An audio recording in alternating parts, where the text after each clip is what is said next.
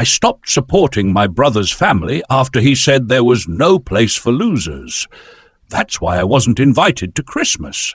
Now he's falling apart. Honestly, I'd been looking forward to Christmas this year. For once, I wasn't scrambling to get everything done at the last minute. By the first week of December, I had already bought gifts for my parents, my brother Daniel, his wife Sarah, and their kids. I'd even picked up a few extra presents, just in case there were unexpected visitors. For reasons I couldn't quite explain, I had this feeling that this year would be special. That's why it hit me so hard when my mom opened the door and said, "We don't want you here this year." I stood there on my parents' front porch, holding bags full of carefully wrapped gifts in both hands, stunned. At first I thought it was some bizarre joke. I let out a nervous laugh, but then Daniel's voice cut through from behind her. "This is no place for losers. You're really starting to wear on all of us." I froze, staring at my mom, waiting for her to correct him. My dad hovered in the background, fidgeting uncomfortably and looking anywhere but at me. My mom's face showed traces of regret, but she didn't back down. And Daniel? He was utterly smug, lounging as if he'd just delivered some profound truth. A mix of humiliation, anger, and confusion surged through me, but somehow I stayed calm.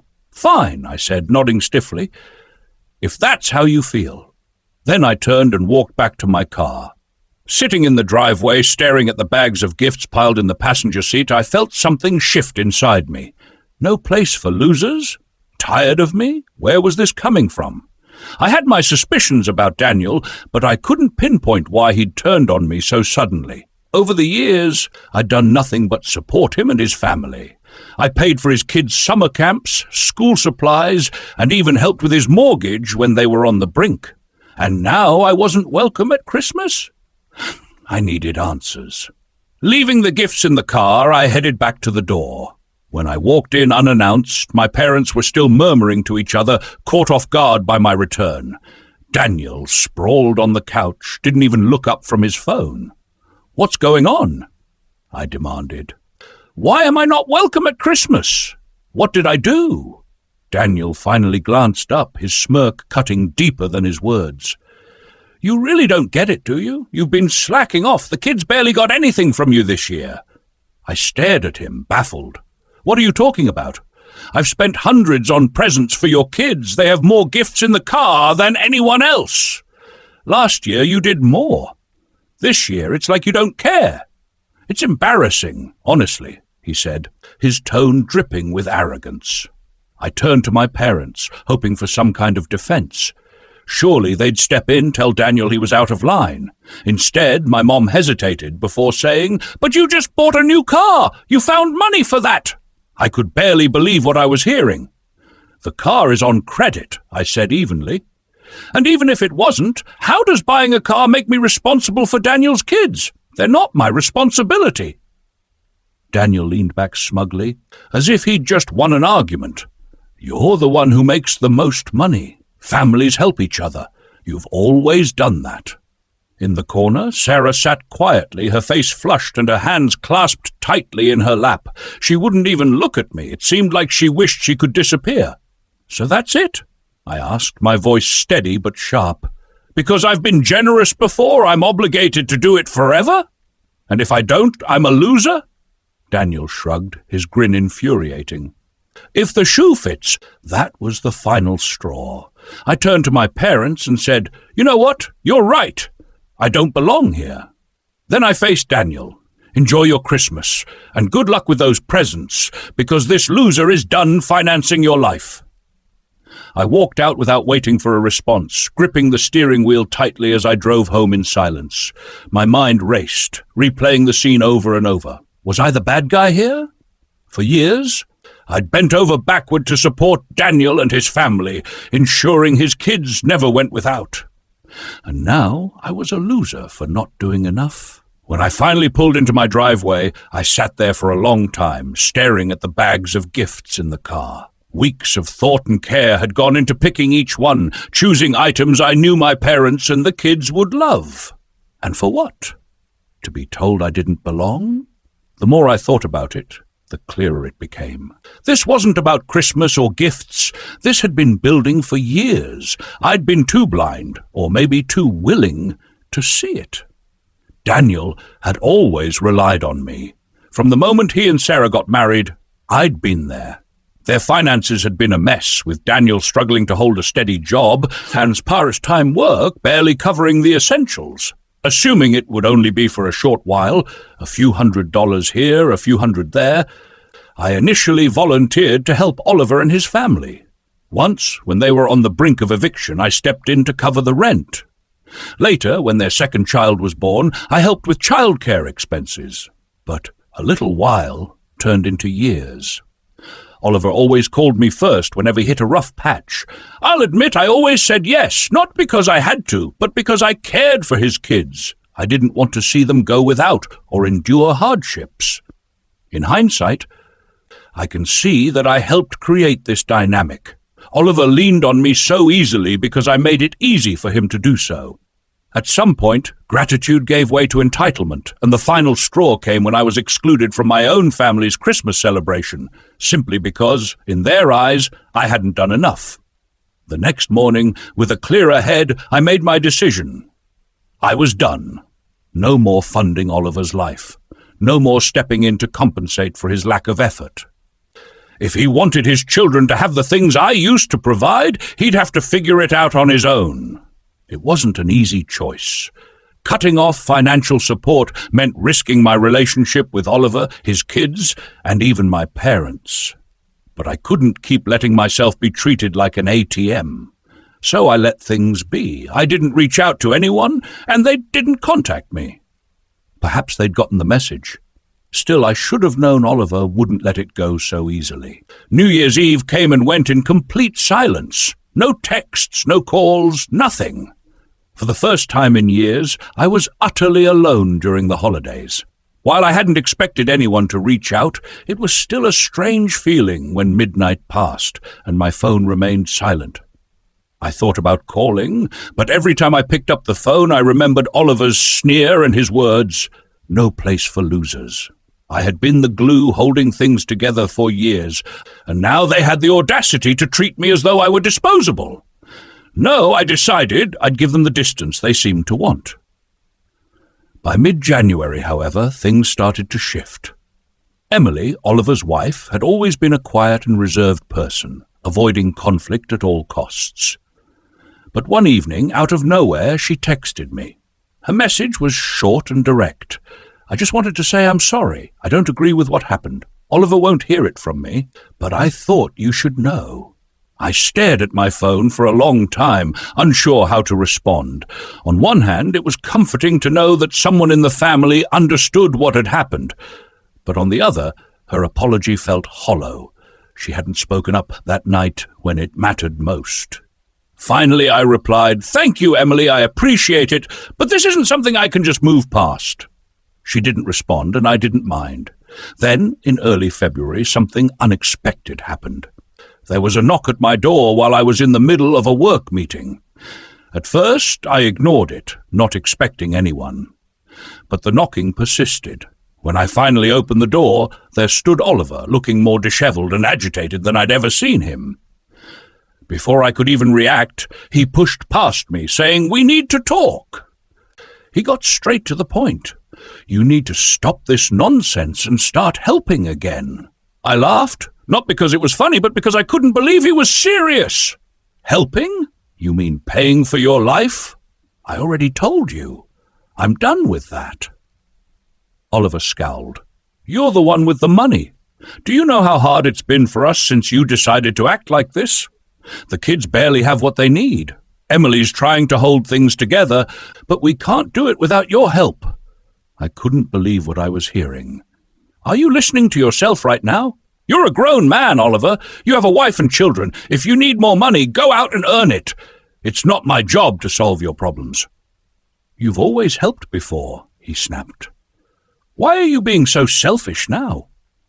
"Selfish?" I repeated. "Let's talk about selfish. You lied to Mom and Dad about me, turned them against me, and excluded me from Christmas because I didn't spend enough on your kids. And now you're here demanding more. You've got some nerve, Oliver!" Before he could respond, I raised a hand to stop him. "We're done here. I'm not giving you another dime, and I don't want to hear from you again until you figure out how to act like an adult." He stood there for a moment, glaring at me before storming out.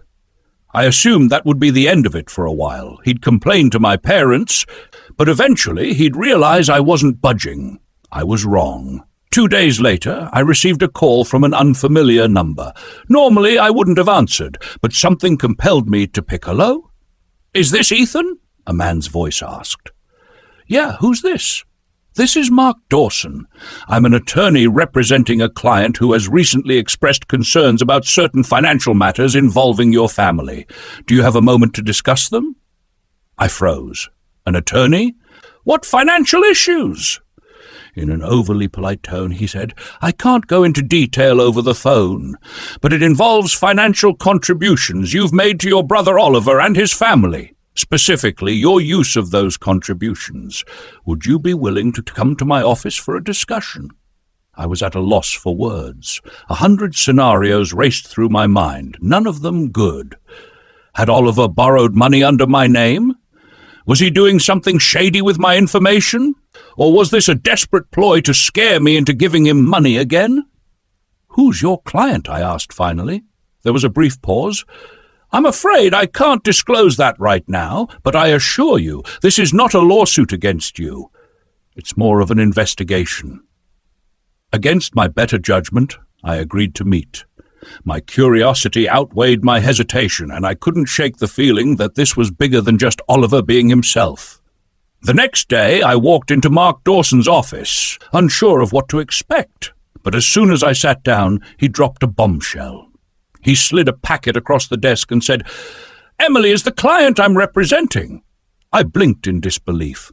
"Emily? Why would she need a lawyer?"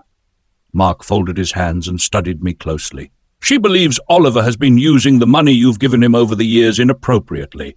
She has reason to suspect he's been hiding money from her and from you." A wave of nausea hit me. "Hiding money? What do you mean?" Mark opened the folder, revealing copies of bank statements, receipts, and what appeared to be screenshots of text messages. "She suspects that Oliver has been taking your financial contributions and funneling them into a separate account. Based on what she's found, he may have been using the money for gambling and other personal expenses rather than supporting his family." I stared at the documents in shock. "You're telling me that all those times I helped him with bills, with the kids' school stuff, that money never went to them?" Mark nodded solemnly. "It appears that way. Emily only recently discovered this and came to me because she didn't know what else to do. She didn't want to involve you initially, but under the circumstances, she felt you needed to know." The revelation was staggering. All this time, Oliver had been deceiving me, using the money I thought was helping his family for his own selfish purposes. I didn't know whether to feel angry, betrayed, or just plain foolish for not seeing it sooner. "Does Emily have proof?" I asked, my voice strained. Mark nodded and pushed the folder closer. "Take a look for yourself." I skimmed through the papers. There were significant withdrawals from Oliver's account, transfers to a secondary account in his name, and records of my transfers to him, coinciding with the times he had come to me for financial help. From that secondary account, there were transactions for high-end restaurants, online gambling sites, and even a few hotel stays. "Unbelievable," I muttered, shaking my head. "And Emily knew about this?" "She only recently discovered the second account," Mark explained.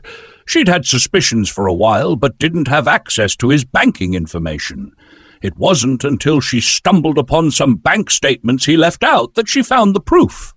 I sat back, trying to process everything. "What does she want me to do? Press charges or something?" Mark shook his head. "Not at this point. She's more focused on protecting herself and the children, but she wanted you to know in case Oliver tries to manipulate you again." I let out a bitter laugh. "Well, he already tried. He showed up at my house a few days ago, demanding I start helping him again." Mark frowned. "That aligns with what Emily told me."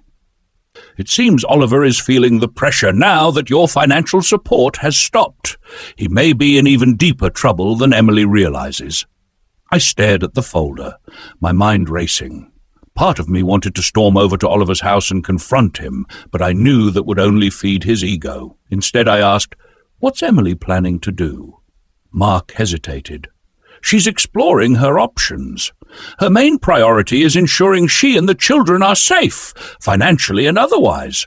If Oliver's behavior escalates, she may file for separation or take other legal steps." Hearing this shook me more than I expected. Emily had always seemed like the kind of person who would stick by Oliver no matter what. If even she was ready to leave, things must have been far worse than I realized. I left Mark's office with a swirl of emotions: anger at Oliver, sympathy for Emily and the kids, and guilt for not seeing how far things had deteriorated. But above all, I felt an odd sense of relief. For the first time in years, I wasn't carrying Oliver's burdens, and now that I knew the truth, I would never let him manipulate me again. Over the next few days, I kept my distance. I didn't call my parents or reach out to Oliver, but apparently he didn't appreciate the silence. One evening, as I was about to sit down for dinner, his name lit up on my phone screen. I thought about letting it go to voicemail, but I felt compelled to answer. "What do you want, Oliver?" He wasted no time. "We need to talk," he said in a strained, almost desperate voice. "You said something to Emily, didn't you?" I raised an eyebrow. "What are you talking about? Don't play dumb," he shouted. "She's been acting weird since Christmas, and now she's bringing up lawyers and separation. I know you've been putting ideas in her head." I couldn't stop myself from laughing. "You think I'm the problem? You're the one who lied to her, hid money, and gambled it away. If she's tired of your crap, that's on you, not me." There was a pause, for Oliver eventually muttered, "You don't know what you're talking about." I fired back. "Oh, I think I do." My anger boiled over. "Emily told me everything, the secret account, the gambling, the money you've been wasting while I've been breaking my back trying to help you. You're a joke, Oliver." Before he could respond, I interrupted him. "Here's the thing," I said firmly. Then I hung up. My hands were trembling, but it felt so good to finally say what I'd been holding back for years. "You've used me for the last time. I'm done helping you. I'm done covering for you. If Emily leaves you, that's on you, and if you try to drag me into this mess again, I'll make sure everyone knows exactly what you've been up to." The fallout was swift. The next day, Emily called me. "Has Oliver called you?" she asked cautiously. "Yes," I replied. "He wasn't happy. Has something happened?" I confronted him about the gambling and the hidden account, she admitted after a pause. "He confessed to some of it, but he's still trying to downplay it. Are you okay?" I asked, concerned. "Not really," she replied, "but I'm tired of defending him. The kids deserve better." I knew things were bad between them, but hearing her say that felt like the beginning of the end. It hit me harder than I expected. "Whatever you decide to do, you have my support," I assured her. "Thank you," she said softly, "and I'm sorry for everything. The way we treated you over Christmas wasn't fair. I should have spoken up sooner." We talked for a while, and when we hung up, I felt an odd sense of closure. Although Oliver had destroyed our relationship, Emily and the kids weren't my enemies. I couldn't fault her for having the courage to stand up to him. Still, I couldn't shake the feeling that Oliver wasn't done causing trouble. A few weeks later, Emily sent me a short text. "We're going today." She explained that she was moving to another state with the kids while Oliver was away on a business trip, which I suspected was just another excuse for gambling. She had packed their belongings, rented a moving van, and left without telling him, at least not until she had everything legally sorted. I called her immediately. "I just couldn't stay any longer," she said quietly. "I can't keep pretending this is normal." "What about everything? Like rent?" I asked, genuinely concerned about how she was managing. After a pause, she said, "I was hoping you could help me with that, just for a little while, as much as I hate to ask." "Say no more," I replied. "I'll take care of it." So, yes, I did end up helping her and the kids, but for the first time in years it felt like I was doing the right thing, not being used. When Oliver came home to find the house empty, he predictably lost it. He called me furious, ranting about how I had ruined his life and turned Emily against him. After letting him vent for a while, I said, maybe this wouldn't have happened if you spent more time being a husband and father and less time gambling. Then I hung up. Good luck with that. The kids are adjusting well to their new school. Emily has found a stable job, and she's finally starting to take control of her life again. From what I hear, Oliver is still blaming everyone but himself. But honestly, that's no longer my problem. And there you have it. If you can call it that, a happy ending. Thank you for reading. If you haven't already, please subscribe and hit the notification bell for more real-life stories like this one.